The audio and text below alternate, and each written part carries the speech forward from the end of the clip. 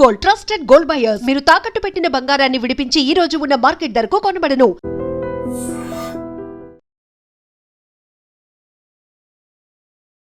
నమస్కారం, welcome to I dream. ధర్మ మార్గ విత్ విజిత కార్యక్రమానికి స్వాగతం.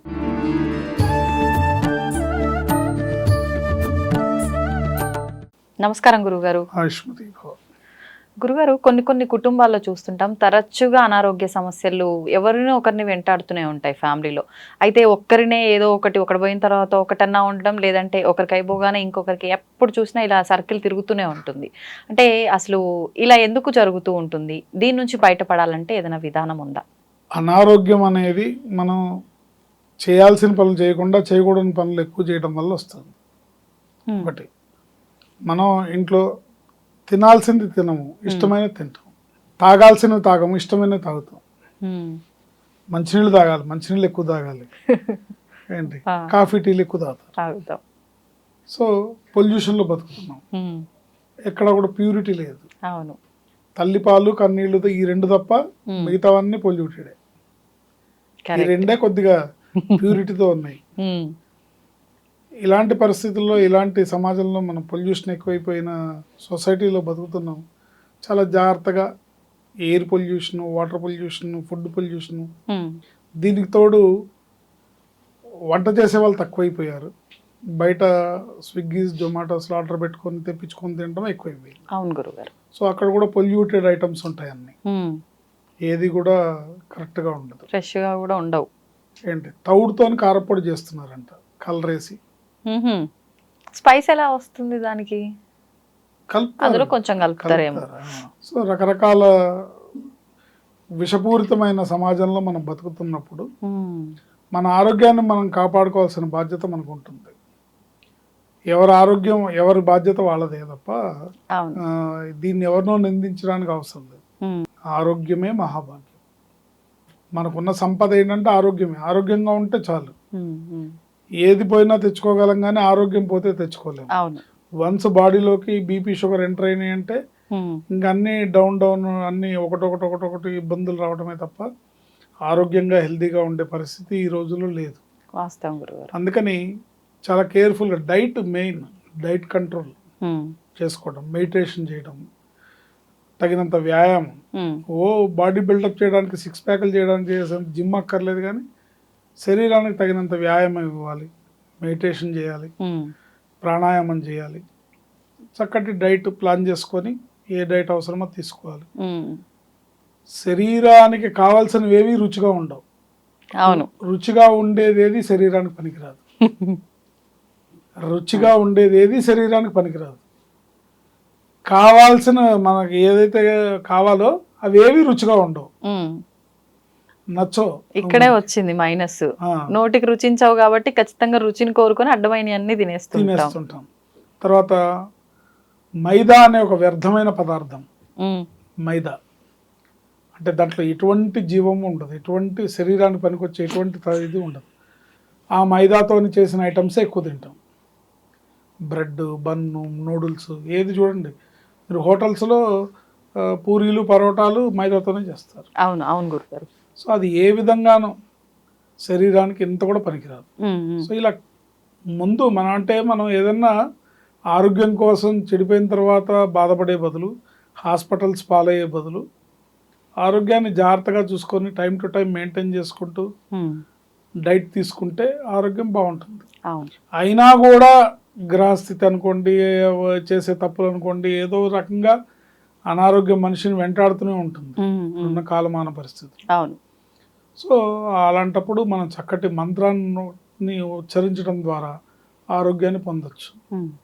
ఏదేమైనా మన చేతుల్లో ఉన్న పని మనం చేయాలి కదా. మంత్రం కన్నా కూడా కరెక్ట్. మంత్రం మీద ఎప్పుడు డిపెండ్ అవ్వాలంటే మన చేతుల్లో లేనిది చేసేటప్పుడు మన చేతుల్లో ఉన్న పని మనం చేయాలి. డూ యువర్ బెస్ట్, అంతే. God will do the rest. Do what ever you can, God will do what ever you can't. So మన ప్రయత్నం మనం చేస్తూ సరైన ఆహారం, అంటే ఆరోగ్యమే ముఖ్యమైనప్పుడు రుచి అనే దాన్ని పక్కన పడేయాలి. అంటే చిన్నపిల్లలు యంగేజ్లో ఉన్న వాళ్ళు ఒక 40s వచ్చే వరకు రుచికే ప్రాధాన్యత ఇస్తారు. ఆ బిర్యానీ తింటాం, ఇది తింటాం, అది తింటాం, ఆ కర్రీస్ ఈ కర్రీస్ అని రుచిగా ఎక్కువ ప్రాధాన్యత ఇస్తారు. అవును. బట్ ఒక ఏజ్ దాటిన తర్వాత 40s దాటినాక ఆ పాటగా మనం అన్ని తినేసి ఉంటాం కదా, ఇంకా వాటి మీద ఫ్యాంటసీ ఎందుకు? అవును. చక్కగా మంచి డైట్లోకి వచ్చేస్తే ఆరోగ్యం 10 కాలాలు బాగుంటాం, అంతే. లేనట్టయితే ఇబ్బంది పడతాం. కానీ శాస్త్రంలో ఒక అద్భుతమైన మంత్రం చెప్పబడింది. ఇది త్రినామ మంత్రం, అంటే త్రినామ మంత్రం అంటే 3 నామాలు. ఈ 3 నామాలు ఒక మహామంత్రం అవుతుంది. ఈ 3 నామాలని నిరంతరం ఎవరైతే ఉచ్చరిస్తారో వాళ్ళు ఎలాంటి రుగ్మతల బారిన పడరు, ఎలాంటి అనారోగ్య సమస్యలు వారి దరిచేరవు, ఎటువంటి శారీరక మానసికమైన రుగ్మతలు. రుగ్మతలు 2 రకాలు, అనారోగ్యం 2 రకాలు, ఒకటి శారీరకమైంది, 2 మానసికమైంది. అవును, రెండోది చాలా పెద్ద సమస్య. ఈ రెండిటి బారి నుంచి కూడా బయటపడతారు. అచ్యుతాయ నమః, అనంతాయ నమః, గోవిందాయ నమః.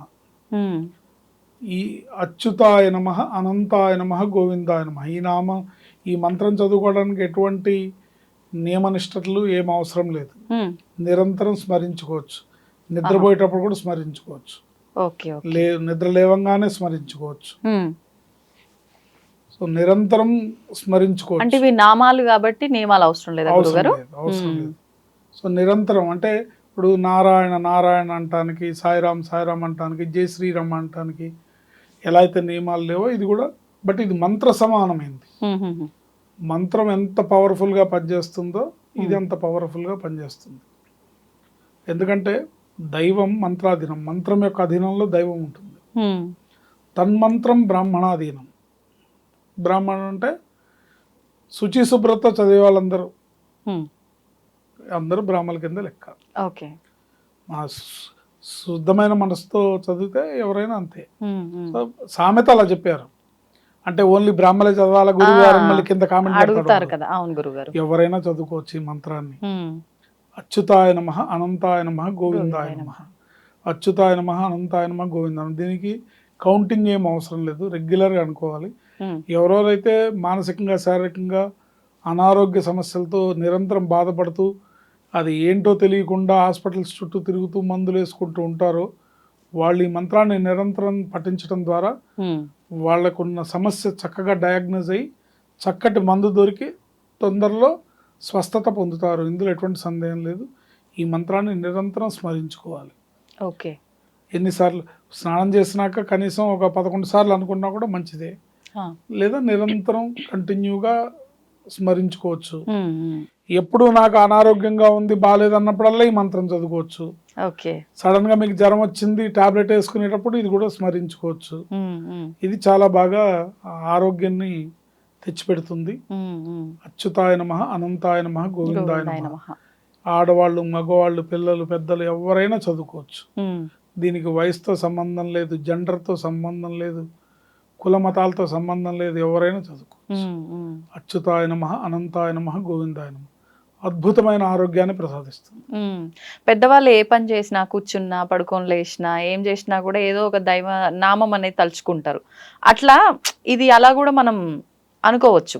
ఇది స్పెషల్ గా ఆరోగ్యం కోసం కాబట్టి అలా ఇబ్బంది పడుతున్న వాళ్ళు ఎవరైనా ఉంటే అలా నార్మల్ గా అనేసుకుంటే సరిపోతుంది. డేలో కొన్ని తెలియకుండానే చాలా సార్లు అనుకుంటాం. ఎందుకంటే ఇవాళ రేపు హాస్పిటల్స్కి వెళ్ళడం అంత ఈజీ కాదు. అవును, బాగా బలంగా జేబు బలంగా పెట్టుకొని వెళ్ళాలి హాస్పిటల్కి వెళ్ళాలంటే. అంతే లేదంటే అప్పులు చేయడానికి సిద్ధంగా ఉండాలి, లేదా భారీ ఎత్తున హెల్త్ ఇన్సూరెన్స్ ఉండాలి. సో ఇవన్నీ ఉంటే కానీ హాస్పిటల్స్కి వెళ్ళలేము. అవును, అందుకని సాధ్యమైనంత వరకు వెళ్లకుండానే మన డైట్ ద్వారా, మన పాజిటివ్ ఆలోచనల ద్వారా, పాజిటివ్ పనుల ద్వారా, మెడిటేషన్ ద్వారా, ధ్యానం ద్వారా, ప్రాణాయామం ద్వారా, చక్కటి డైట్ తీసుకోవడం ద్వారా ఆరోగ్యాన్ని పొందుతూ ఈ మంత్రాన్ని చదువుకుంటే మనం హాస్పిటల్స్కి వెళ్ళాల్సిన అవసరమే ఉండదు. కొన్ని పరిస్థితుల్లో గురుగారు చాలా సీరియస్ సిచ్యువేషన్లో హాస్పిటల్లో ఉంటారు కదా, వాళ్ళ కోసం అని చెప్పి ఇంట్లో వాళ్ళు చేసినా ఖచ్చితంగా మార్పు ఉంటుందంటారా? ఉంటుంది కానీ వాళ్ళు అంటే మరీ ఏదో కోమాలో ఉంటే చెప్పలేం, కానీ చదువుకుంటే వాళ్ళు అంటే మంచాన ఉన్నా కూడా వాళ్ళు చదువుకుంటుంటే తొందరగా వాళ్ళకి వాళ్ళు చదివితే రికవర్ తొందరగా అవుతారు. అంటే వాళ్ళ కోసం అని చెప్పి ఇంట్లో వాళ్ళు చేస్తే ఫలితం ఉండదా, తక్కువగా ఫలితం ఉంటుంది? కొంత ఉంటుంది కానీ అంత ఉండదు. ఉమ్, ఉమ్. చూడండి, మీకు ఆకలిస్తే నేను భోజనం చేస్తే మీ కడుపు నిండుతుందా? అస్సలే. అప్పుడు ఇంకెక్కువ ఆకలి అనిపిస్తుంది పక్కన ఉన్న వాళ్ళు తింటే. అందుకని ఇది ఎవరికి వాళ్ళు చేసుకుంటే వాళ్ళకి భగవంతుడు అనుగ్రహం తొందరగా లభిస్తుంది. ధన్యవాదాలు గురుగారు. ఆయుష్మతి భవ. దీన్ని తవ్వండి, తవ్వుతూనే శివలింగం. పరమాత్మకు జీవా సరే దాన్ని అట్లా కప్పేసేయండి, చూపించదండి. Krishna is there. మూర్తి పూజ కాదు, సాక్షాత్ బ్రజేంద్ర నందన భగవాన్ ఉన్నారు మూర్తిలో. ఏమీ ఆశించకుండా ఆరాధించే వాళ్ళు కూడా ఉన్నారా ప్రభుజీ? నిజమైన భక్తి